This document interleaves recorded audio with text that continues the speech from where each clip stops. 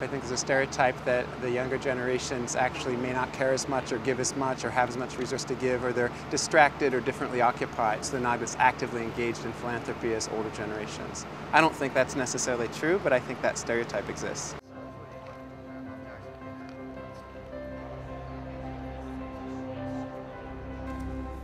I think a lot of it has to do with maybe more modern technology that often promotes an image that our generation just kind of secludes themselves, whether that be with iPads or laptops, things that perhaps their generation never had.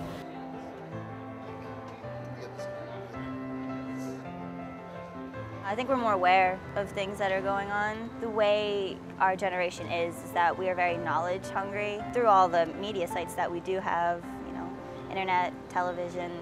We have so much access, and that we are able to be made aware of different problems that are going on. I feel that my generation has been very motivated to be involved in philanthropy and serve other people.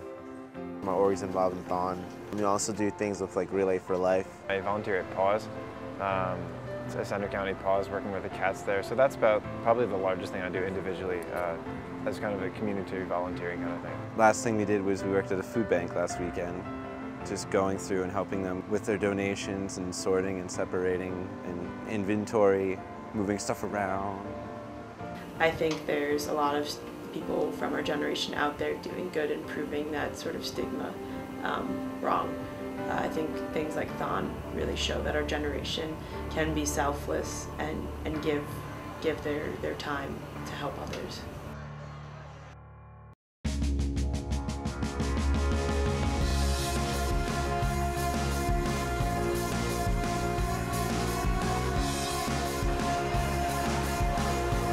You often hear that you can't describe Thon in words, which is absolutely true. It's best felt, I would say, as like the raw emotion you feel when you first enter the Bryce Jordan Center.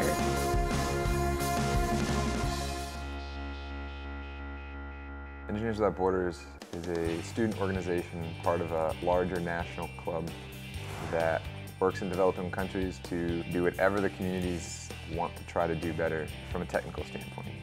Our club works on human-to-human projects, so much of the work that we have to do revolves around communicating with the people who we're working with, thinking about how people are going to use things.